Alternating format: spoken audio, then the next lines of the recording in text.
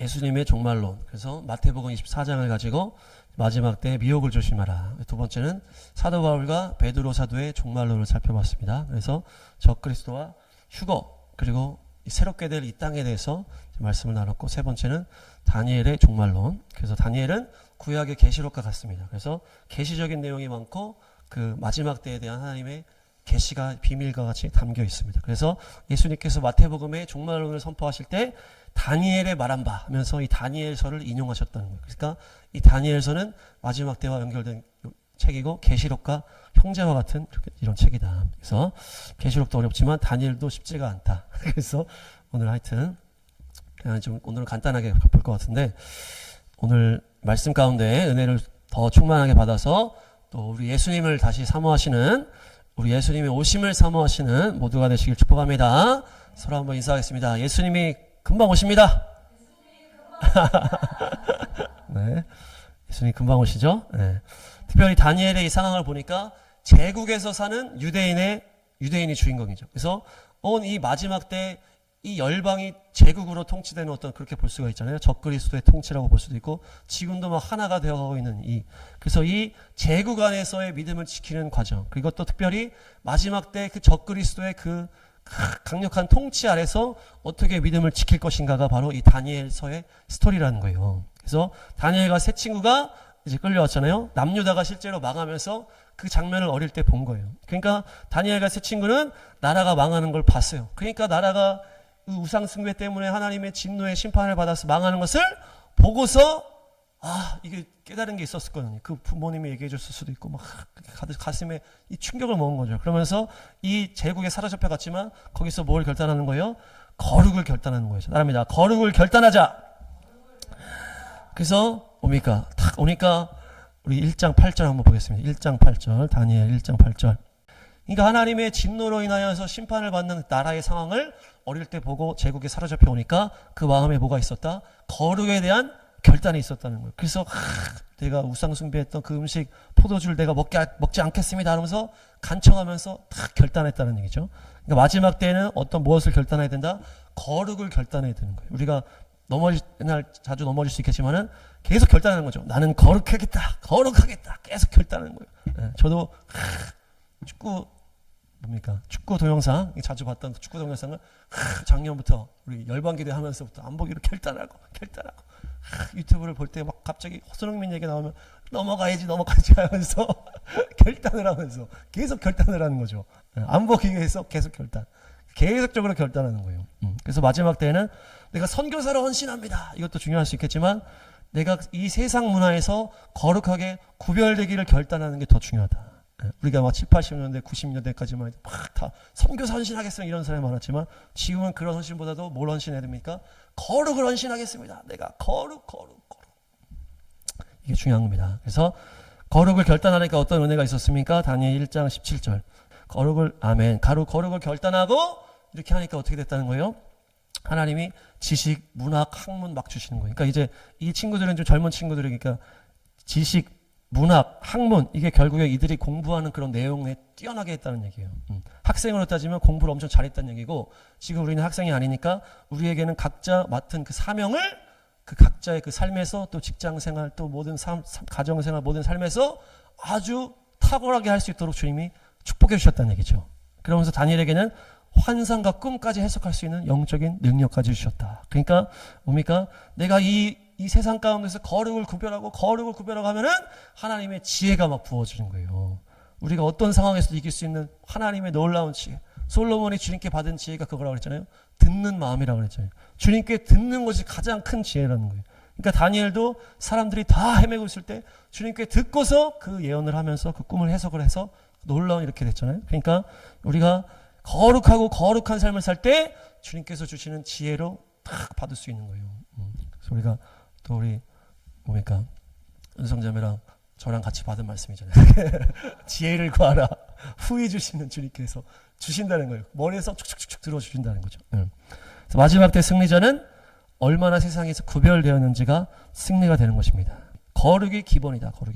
따라합니다. 거룩이 기본이다. 네, 그렇게 하면서 이제 느부갓네살 왕이 꿈을 꾸잖아요. 그러면서 금신상을 본 그 꿈을 다니엘이 하나님의 지혜로 해석을 쫙 하는 거예요. 이것은 보니까 머리가 금이고 가슴은 은이고 배는 노시고 다리는 놋과 진흙으로 되어 있고 갑자기 돌이 탁 떠가지고 그 돌이 발을 쳤다 그랬어요. 열발가락 발을 탁 쳐서 신상을 부서뜨리고 그 돌이 온 세상에 충만해졌다. 예.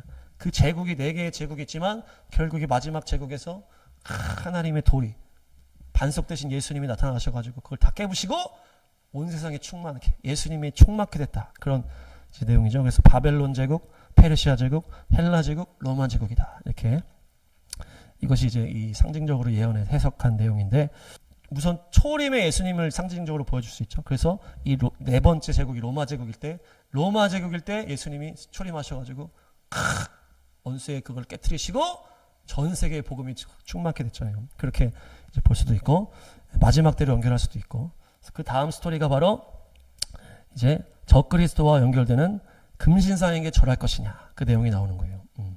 그래서 보니까 다니엘과 세 친구의 내용인데 다니엘이 해석을 하면서 그거 한 다음에 다니엘은 빠지고 그 다음에 세 친구만 뭐예요? 이 금신상한테 절하는 이 문제가 나오는 거예요. 그러니까 지금 다니엘과 세 친구를 봤을 때 유대인과 이방인으로 나눌 수가 있다. 유대인과 이방인으로 나누는 거예요. 다니엘과 세 친구. 세 친구의 이름이 첫 번째는 하나냐입니다. 자, 따라합니다. 하나냐는 여호와께서 은혜를 베푸셨다 이런 의미가 있고 미사엘은 하나님은 어떤 분이시냐 하나님은 어떤 분이시냐 이런 뜻이고 아사랴는 여호와는 도우시는 분이시다 이런 의미가 있거든요. 그러니까 이 세 가지가 다 이방인 교회에서 선포하는 거잖아요. 하나님은 어떤 분이십니까? 은혜를 베푸시는 분입니다.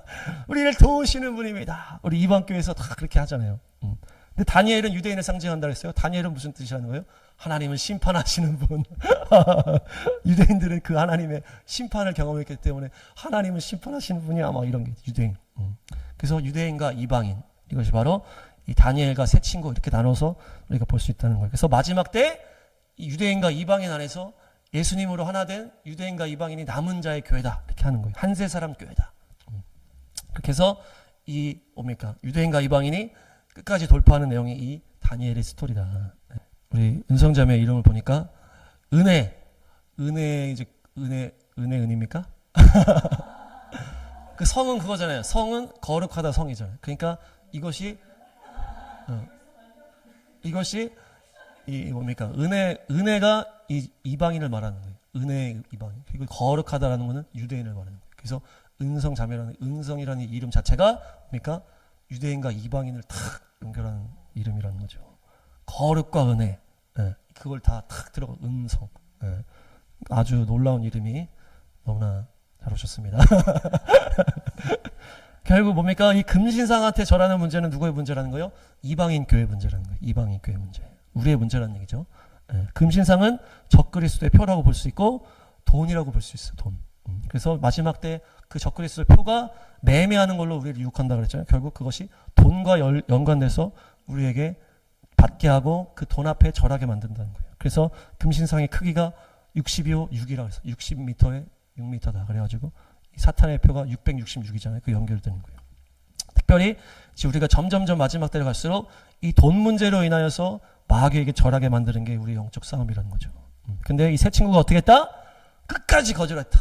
그리 아니하실지라도 나를 안 살려주실지라도 내가 그렇게 절 안 하면 불에 던져버린다고 했잖아요. 그 불은 뭡니까?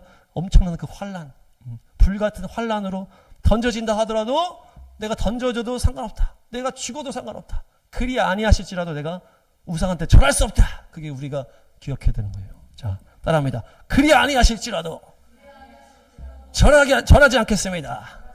주님만이 왕이십니다. 그렇게 해서 그래서 아니 이놈들이 그래서 던져버렸잖아요. 불 속에 던졌더니 같이 누가 들어가신 거예요? 예수님이 같이 들어가신 거예요. 그 속에 3명을 던졌는데 그 불 속에 보니까 4명이 있다는 거예요. 우리가 마지막 때 어려움이 닥칠 수도 있지만은 믿음으로 가면은 누가 함께 하시는 거예요? 예수님이 함께 하시는 거예요. 네가 물 가운데 지날지라도 불 가운데 지날지라도 내가 너와 함께 하겠다. 그래서 예수님이 우리와 함께 하실 줄 믿습니다. 지금도 함께 하시고 어떤 어려움이 있을지라도 예수님이 우리와 함께 하시는 거예요. 우리가 믿음으로 주님을 붙들면 주님이 우리를 붙들어 주시는 거예요. 근데 예수님 필요 없어. 난 돈이야. 막 이렇게 하면은 주님도 우리를 붙들 수가 없어. 그래서 믿음으로 우리가 주님 붙들시기 바랍니다. 그 다음 이야기가 바로 느부갓네살의 교만의 얘기예요. 교만. 그래서 느부갓네살이 교만해진 거예요. 너무 바벨론 제국이 너무 강력하니까. 그러면서 쫓겨난다는 그 환상과 꿈을 본 거예요. 그런데 7년 후에 다시 깨닫고 돌아오게 되거든요. 그러니까 마지막 때는 결국 뭡니까? 교만하면 안 되겠다. 교만하면 안 되겠다. 우리가 이 마지막 때 계시를 내가 알고 마지막 때를 전하고 이렇게 하다 보면은 뭔가 내가 특별한 것 같아. 내가 막 마지막 때 내가 깨어있고 막 이렇게 하면 막 교만해지는 거예요. 그러면 우리가 또 한순간에 그냥 나락으로 갈 수가 있다. 그래서 언제나 겸손하게 주님 앞에서 기도하면서 찬양과 기도와 말씀으로 내 영을 언제나 주님과 동행할 수 있도록 내 믿음을 지켜가야 된다. 교만하면 안 된다. 누구 뭐 판단하고 이러면 안 된다. 예. 그래서 먼저 된 자 나중되고 나중된 자 먼저 된다는 주님의 말씀을 기억하면서 내가 이 마지막 때 뭔가 아는 것 같지만은 내가 더 겸손하시게 축복합니다. 그래서 느부갓네살이 쫓겨났다가 깨닫고 돌아왔다 그래요. 7년 동안 밖에서 방황하다가 깨닫고 돌아왔다 이렇게 되거든요. 네. 그 다음에 벨사살 왕 때 지금 팍 넘어가고 있어 지금. 벨사살 왕 때 벽에 손이 나타나서 글씨를 막 쓴 거예요. 갑자기 이 손만 나타난 거예요. 손만 갑자기 나타나가지고 막 만찬을 하고 있는데 벽에다가 막 글씨를 쓰는 거예요. 그 만찬이 무슨 만찬이었어요? 이 벨사살 왕은 느부갓네살의 아들인데 이 느부갓네살이 이 남유다를 망하게 하면서 예루살렘 성전에 있던 그걸 다 가져왔잖아요. 근데 이 벨사살 왕이 개념이 없어가지고 성전에 있는 그 가져온 금 컵 같은 거를 다 가져와가지고 막 술 먹으면서 노는 거예요. 하나님의 거룩한 그 성전 기물들을 가지고 와가지고 막 술 먹으면서 노니까 어떻게 했다? 얘는 이제 탈락이다 딱 되는 거예요. 그러면서 벽에 딱 썼어요. 메네메네 데겔 우바르신 그 됐어요. 메네가 개수하다라는 뜻이고 데겔은 무게를 달다는 무게를 달다. 페라스가 나누다. 그러니까 뭡니까? 하나님이 이 벨사살 왕을 봤어요. 개수한 거예요. 얘가 어떤 거야? 딱 상태를 보니까 무게를 저울에 달아봤어요. 그랬더니 지금 너무 얘가 막 뭡니까? 막 성전에 그걸 가지고 막 이렇게 하면서 탈락한 거예요. 탈락. 그러니까 나라가 나뉠 거다. 페라스 나뉠 거다라고 심판이 선포되는 거예요. 그러면서 심판이 선포되고 이 벨사살 왕이 바로 그 다음에 바로 이제 페르시아 제국이 들어오면서 다리오 왕이 팍 쳐들어와가지고 끝장나 버리는 거예요. 주님이 이렇게 예언하자마자 끝장나 버렸어요. 그러니까 뭡니까? 이 마지막 때는 어떤 사건마다 주님께서 우리의 믿음을 막 측정하시는 거예요. 그래서 뭐 코로나 때, 또 이스라엘 전쟁 때, 또 윤 대통령 계엄 때 어떤 사건마다 주님께서 성도들을 보면서 계속 우리의 믿음을 측정하시고 너가 이 상황에서 믿음으로 가고 있냐? 네가 구별되어 믿음을 지키고 있냐? 거룩한 편에 서고 있냐? 하나님의 뜻에 서고 있냐? 팍 하시면서 확인하시는 거예요. 계속 하나님을 버리고 계속 마귀 쪽으로 계속 가다 보면 어떻게 되는 거예요? 탈락할 때가 온다. 탈락할 때가. 그래서 우리가 마지막 때 이스라엘 편에 서시길 바랍니다. 그게 하나님의 뜻이에요. 공산주의에서 구별되시길 바랍니다. 돈 사랑에서 구별되시길 바랍니다. 그렇게 해서 우리가 거룩함으로 나아갈 때 마지막 승리할 수가 있다. 이기는 자가 되시길 축복합니다. 그 다음에 이번에는 다니엘의 환란이에요. 그렇죠? 아까 세 친구의 환란이고 이번에는 다니엘의 환란. 다리오 때 페르시아 제국 때 이 다니엘에게 뭡니까? 환란이 오는 거예요. 그래서 이스라엘을 공격하는 지금 그 나라가 이란이라 그랬잖아요. 이란이 페르시아를 이렇게 잇는 거예요. 그러니까 이 페르시아 때 다니엘이 환란을 받았다. 이거 연결이 되는 거예요. 이란이 이스라엘 공격하는 것과 그래서 우리가 계속 얘기하잖아요. 바사군주가 우리가 이스라엘 사역하려고 할 때마다 막 공격을 하는 거예요. 갑자기 차가 막 받기도 하고 막 갑자기 우리 소이산 가려고 했더니 차 사고가 나기도 하고 또 이스라엘 대사관에서 막 찬양하고 그랬더니 막 뭐가 와가지고 막 소리 지르고 방해하고 그러니까 이스라엘에 대해서 하나님의 일을 하려고 할 때 방해하는 영이 있다는 얘기죠. 그것이 바사제국. 네, 그렇게 했을 때 다니엘이 공격받은 이유가 뭡니까? 다니엘이 계속 기도를 하는 거예요. 기도. 유대인들이 공격받는 이유는 그들의 신앙 때문에 공격을 받는 것입니다. 네. 다니엘이 유대인을 자기 민족을 위해서 나라 회복을 위해서 하루 3번 창문을 열고 예루살렘을 향해서 3번 기도했단 말이에요. 그러니까 그거를 보고서 얘네들이 트집을 잡은 거예요. 다니엘이 너무나 완벽하게 막 이렇게 하니까. 그러니까 다른 신에게 절하거나 기도하는 사람을 잡아놓읍시다 이렇게 해가지고 그 통과되니까 결국 잡혀 들어갔어요. 그 자신의 믿음 때문에. 그러니까 유대인들은 자기들의 선민 사상이라고 하는 그 믿음 때문에 계속 공격을 당하는 거예요. 이 나라를 돌아가게 해주십시오. 다시 고토로 돌아가게 해주십시오.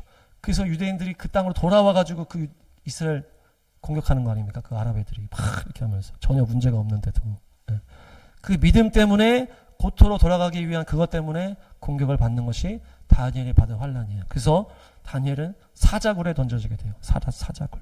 마치 이스라엘이 그 가운데 있고 주변이 다 아랍 나라, 강력한 아랍 나라. 그래가지고 완전히 사자굴에 있는 것 같잖아요. 근데 결국 어떻게 됩니까? 다니엘은 죽지 않고 그 모함했던 사람들이 다 사자의 밥이 되잖아요. 그러니까 지금도 똑같아. 그렇게 이스라엘을 공격하고 테러하고 전쟁했던 그들이 결국에는 이스라엘 미국을 통해서 막 다 심판받는 거예요. 오히려 이스라엘이 계속 올라가는 거예요. 그게 하나님의 뜻이 있기 때문에 그렇다는 것이에요. 그러면서 이 사건에는 어떻게 합니까? 6장 22절. 다니엘 6장 22절. 죄가 없는 거죠. 자기의 믿음만을 지켰을 뿐이기.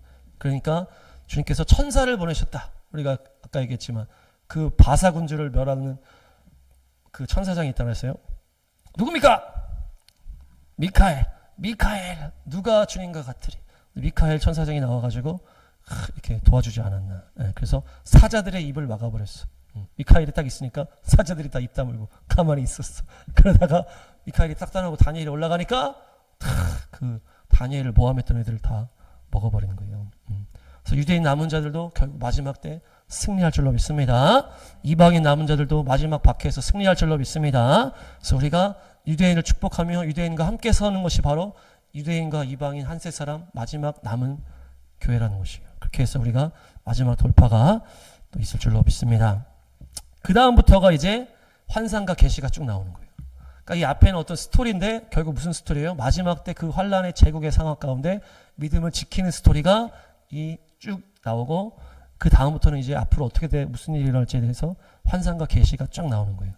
그 계시록도 어떻습니까? 계시록도 앞에 7교회에 대해서 7교회의 어떤 행위적인 것들을 쫙 얘기하고 그 뒤에는 환상을 쫙 열어서 마지막 때까지 어떻게 될지 쫙 보여주시잖아요. 그러니까 이 다니엘이랑 계시록이랑 이제 비슷하다는 얘기죠. 결국에 뭡니까? 겸손하게 믿음을 지키면서 굴복하지 않고 믿음을 지켜내라. 그것을 딱 주고 앞으로 이런 일이 있을 것이다. 쫙 보여주는 거예요. 계시죠, 계시. 그래서 이제 벨사살 때부터 다시 돌아갔어요. 다리오 고레스 한 다음에 벨사살 때부터 본 환상들을 쭉 7장부터 나오는 거예요. 7장 2절 3절. 하늘로부터 바람이 바다에 팍 치는 거예요. 그러니까 이 하늘에서는 하나님의 역사죠. 그 바람은 성령의 바람. 구원의 역사가 바다는 이제 죄 많은 이 세상 나라를 상징적으로 얘기하잖아요.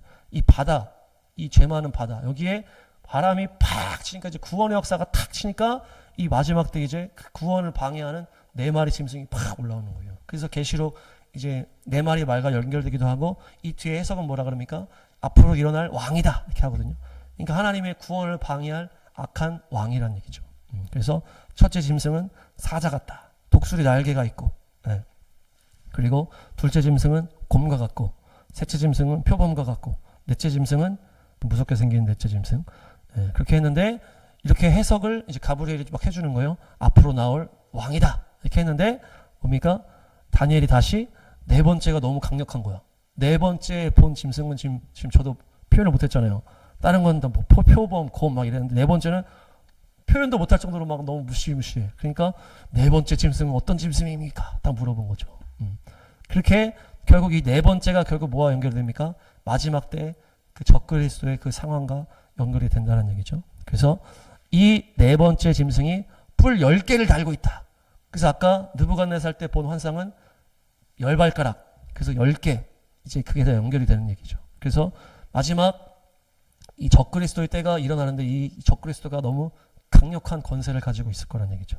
그러면서 이제 해석을 막 해주는데 보면 하여튼 이 마지막 짐승은 적그리스도의 때를 말하는 짐승입니다.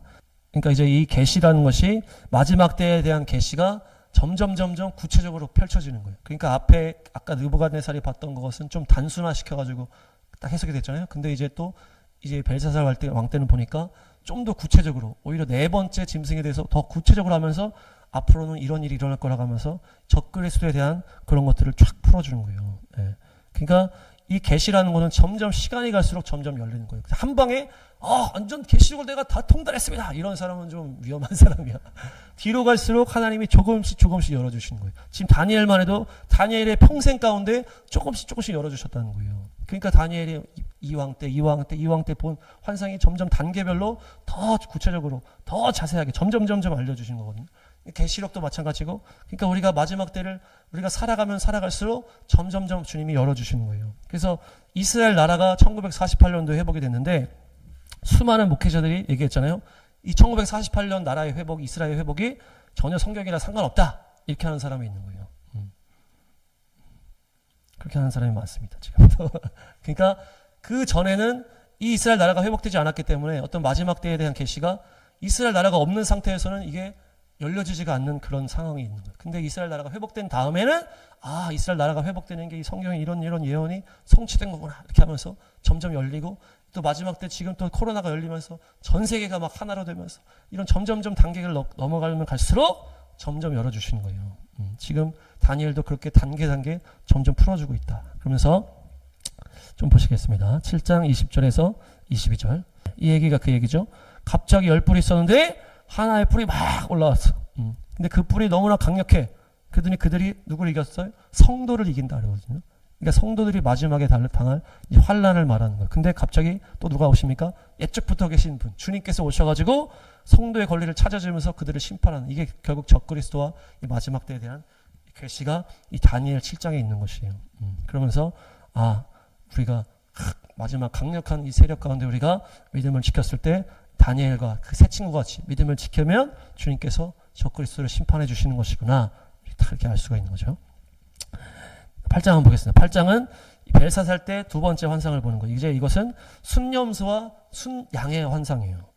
이게 점점 이제 구체적으로 또 다른 각도에서 막 이렇게 근데 결국 이 마지막 때와 이 적그리스도와 예수님이 오실 때에 대한 그런 예언이 다 있는 거예요. 다니엘이랑 계시록에 8장 13절 14절. 여기는 8장에서는 이제 순염소 순양이거든요. 이것이 페르시아와 이제 헬라 제국을 이제 상징적으로 말해주는데, 이 페르시아 제국이 순양이라는 거예요. 그리고 헬라 제국이 순염소예요. 근데 보니까 순양이랑 순염소랑 붙었는데 순염소가 이겼다. 그러니까 페르시아 제국이 망하면서 헬라 제국이 막 일어난다는 거예요. 그러면서 그 헬라 제국 안에서 이제 또 막 이제 뭡니까? 파멸을 불러올 반역이 자행되고 막 성소를 빼앗기고 백성을 막 짓밟으면서 매일 드리는 제사를 패한다. 그러면서 구체적인 또 여긴 날짜까지 나오는 거예요. 날짜까지. 그러니까 이게 장수가 넘어갈수록 어떤 상황이 더 구체적으로 나오는 거예요. 여기서는 또 무슨 얘기가 나오는 거예요? 매일 드리는 제사를 폐지할 것이다. 그러니까 아까 처음에 한우카를 얘기했지만 한우카 때도 또 실제적으로 이 예언이 성취가 되면서 제사를 폐지하면서 막 성전을 파괴하는 그 왕이 있었는데 마지막에도 똑같이 비슷하게 일어나는 거예요. 그러니까 이 예언이라는 것이 그 앞에 있는 사건이 있고 저 마지막 때랑도 연결이 다 돼 있는 거예요. 하나님의 말씀이 다 통하기 때문에. 그래서 이 한우카 때는 그 에피파네스라는 그 왕이 와가지고 그 성전을 더럽히고 막 돼지피를 뿌리면서 거기다 제사를 멈추게 하면서 그 제수상을 세웠다. 근데 마지막 때는 똑같이 적그리스도가 일어나서 그 세워진 그 성전에다가 자기가 왕이라고 하면서 제사를 딱 폐하면서 할 것이다. 그게 다 연결이 된다. 근데 여기는 또 한때, 두때, 반때에서 2030일이 지나야 될 것이다. 그러면서 구체적인 날짜가 더 나오는 것입니다.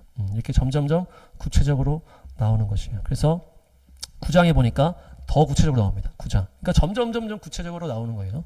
9장에 보시면 이제 다니엘이 앞부분에 보면은 자기 민족에 대한 기도를 하는 거예요. 자기 민족. 다니엘이 유대 민족을 상징한다 그러잖아요. 유대 민족과 그 예루살렘 성을 위해서 기도를 하는 거예요. 그때 이 와가지고 환상을 또 열어주시는 거예요. 9장. 그러니까 나라를 위해서 기도하는 거예요. 지금 포로로 끌려왔는데 예레미야의 서열을 보니까 이게 이 다니엘이 그 당시에 책들을 막 찾은 거죠. 그러니까 이 두루마리 같은 거 하나님의 말씀들을 보면서 그때 예레미야서를 본 거예요. 우리처럼 이렇게 성경책이 아니었겠지만은 두루마리 이렇게 막 보관된다든지 막 이런 게 있었다는 거. 근데 예레미야서를 보니까 뭐가 있어요? 70년 후에 돌아간다. 그러니까 때가 찼다. 그러니까 막 나라 위해서 막 기도하는 거예요. 그러니까 하나님이 오셔서 응답을 주실 때 뭘 주신다? 때를 알려주시는 거예요. 그러니까 우리가 나라를 위해서 기도할 때 때를 알려주시는 게 응답이 될 수 있어요. 이 나라가 주여 어떻게 되게 해주세요. 되게 해주시는 것도 응답이 될 수 있지만 이 나라에 대해서 때를 알려주시는 게 우리에게 응답이 될 수 있다는 얘기죠. 그래서 이 예레미야 말씀을 보면서 막 기도하는 이 다니엘에게 하나님이 이 민족에 대한 때를 알려주는 게 바로 그 뭡니까? 그 9장에 나오는 계시인데 19절 한번 먼저 읽겠습니다. 19절. 우리 대한민국이 막 기도의 민족이다. 그래서 순복음 막 해가지고 막 주여 삼창하면서 외국에서는 어떻게 합니까? 이 코리아 스타일로 기도하자. 그러면은 주여 주여 주여 이렇게 해서 그래서 이 주여 삼창은 우리 한국인의 것이구나 했는데 알고 보니까 다니엘서가 먼저 한 거예요. 다니엘이 주님 들어주십시오. 주님 용서하여 주십시오. 주님 들어주시고 응답해 주십시오 하면서 주여 삼창을 이미 다니엘이 했다. 유대인이 먼저다 모든 게. 그래서 이 다니엘이 주여 삼창을 하고 이제 나라를 위해서 기도했을 때 이제 70일에라고 하는 이 나라의 때에 대해서 응답을 주시는 거예요. 그러면서 너희의 이 유대의 민족과 이 유대 예루살렘 성에 대한 하나님의 예언을 앞으로 일어날 때에 대해서 쫙 주시는 거예요. 70일에. 네, 70일에. 이제 27절만 읽겠습니다. 27절. 이것이 뭡니까? 이 유다 백성과 예루살렘 성에 대한 예언인데 69일의 이후에 기름 부음 받은 자가 죽을 것이다. 이런 예언이 나오고 그러면서 그 성전이 완전히 파괴되잖아요. 그래서 AD 70년에 디도 장군, 로마 디도 장군이 와가지고 완전히 예루살렘을 박살낸 다음에 그때 유대인의 때가 딱 끝나는 거예요.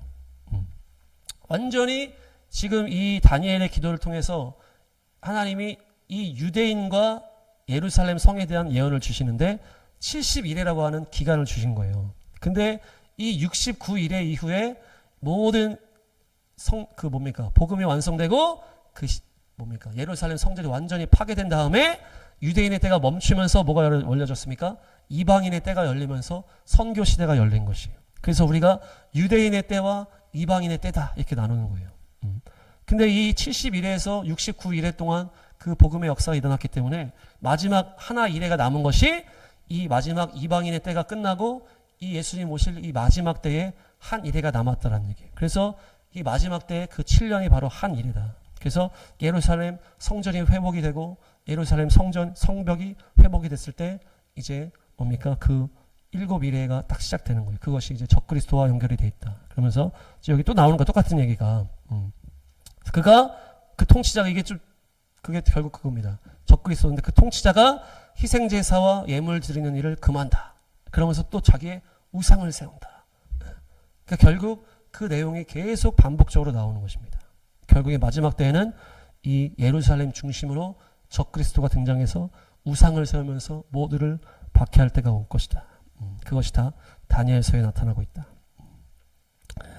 네, 그래서 11장도 결국에는 11장은 그냥 엄청나게 디테일하게 예언을 하십니다. 다니엘을 통해서. 그래서 이것을 이제 알렉산더 대왕, 헬라 제국을 통치한 알렉산더 대왕과 어떤 클레오파트라 어떤 그런 이집트의 그 여왕 그렇게 성취되었다 이렇게 얘기도 하고 그 이야기의 끝에 나오는 그 존재가 바로 안티오쿠스 에피파네스라고 하는 그 하누카 이 종말과 연결되는 그 절기 때 성전을 더럽힌 인물이 바로 이 안티오쿠스 에피파네스인데 그것이 이 다니엘서에 쫙 나와 있는 거예요. 11장에 쭉 나와 있고 그 다음에 뭡니까? 12장으로 결론이 딱 넘어가는 거예요. 결국 이 마지막 때에 대해서 계시를 쭉 열어주신 다음에 결국 결론은 뭡니까? 영원한 생명과 영원한 모욕이 있다는 얘기예요. 그러면서 마지막 때를 지혜롭게 돌파한 자들은 하늘의 별과 같이 빛나게 될 것이다. 많은 사람을 옳은 길로 인도한 사람은 별처럼 영원히 빛날 것이다. 그러니까 이것이 마지막 때에 대한 관련된 내용이라는 거예요. 그러니까 우리가 하나님께서 이 계시를 열어주시고 마지막 때 이런 일이 있을 것이야. 이런 상황이 올 것이야. 이럴 때 우리가 이렇게 해야 된다. 이럴 때 우리가 이런 편에 서야 된다. 이렇게 하는 것이 뭡니까? 마른 사람을 옳은 길로 인도하는 거예요. 옳은 길로. 그렇게 한 사람은 결국 뭐다? 별처럼 빛날 것이라는 것이에요. 그러니까 우리가 주님 속히 오십시오. 나라를 고쳐주십시오. 그러면은 나라가 고침을 받고 주님이 속히 오시는 것도 응답이지만 아까 얘기했지만 때를 알려주시는 게 응답이라는 거예요. 이스라엘 민족을 위해서 내가 기도를 막 했더니 주님께서 이스라엘 민족을 그건 하나님 때에 맞춰서 하시는 것이고 이 다니엘에게는 응답으로 뭘 주는 거예요? 때를 알려주시는 거예요. 우리가 나라를 위해서 기도하고 열방을 향해서 기도하니까 우리한테 뭘 주시는 거예요? 하나님의 때를 알려주시는 거예요.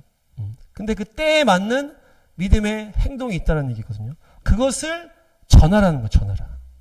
그래서 여기 말씀 나오는 것처럼 지혜 있는 사람은 빛날 것이고 많은 사람은 옳은 길로 인도한 사람은 영원히 빛날 것이다. 이게 종말론적인 이 축복이라는 거예요.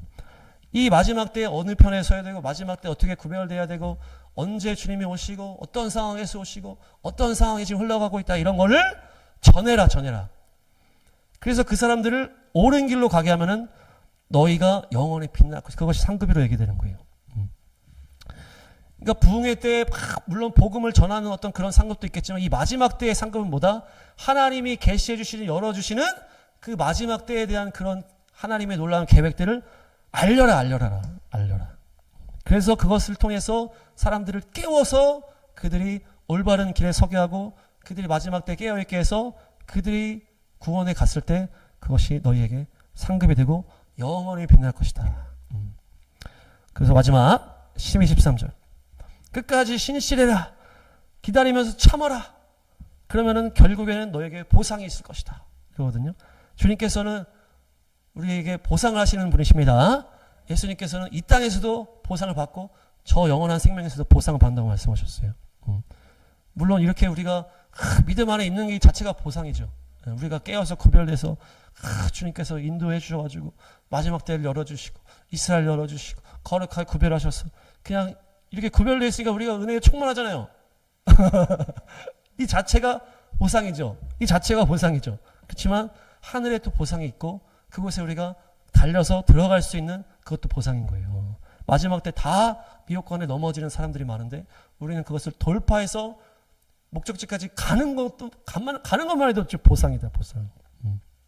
특별히 아까 말한 것처럼 그 상황에서 마지막 때 계시를 열어줬을 때 때에 맞는 것들에 대해서 우리가 주변에 선포하고 알려주고 사람을 깨우고 그것이 또 하나님의 놀라운 별처럼 빛나는 보상을 있을 것이다 하는 것입니다.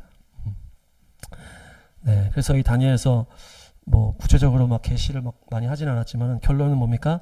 이 다니엘서가 마지막 때를 사는 우리의 믿음의 태도를 말해주는 거예요. 그래서 그 금신상에 절하지 않는 그 마귀가 우리를 매매하는 걸로 돈으로 유혹을 해서 다 마귀에게 절하게 만드는 그 어둠의 때를 우리가 불에 던져질지라도 내가 타협하지 않는 거죠. 내가 마귀에게 절하지 않고 주님께만 절하겠습니다. 너는 오직 하나님께만 경배하라. 그래서 우리가 거지가 된다 할지라도 그렇죠. 마지막 때 재정이 완전히 그렇게 될지라도 믿음을 지키는 걸 선택하는 거예요. 그래서 모든 막 그 재정으로 우리를 막 압박해 올 때 우리가 믿음으로 나아가는 것이 마지막 때 돌파요. 특별히 그 마지막 때에 대해서 우리가 선포하고 하나님의 때를 알리고 깨어나게 주변 사람들한테 선포하는 것이 바로 주님이 기뻐하시는 그 옳은 길로 인도하는 것이다. 특별히 이 마지막 때 환란이 있을 때 끝까지 견디는 자, 그 사자굴에 들어가면서도 견디고 불 속에 들어가면서도 견디는 자를 주님께서 칭찬하시면서 놀라운 우리에게 상급을 줄 줄로 믿습니다. 그래서 서로 한번 인사하겠습니다. 끝까지 견딥시다. 주님 속히 오십니다. 네, 할렐루야.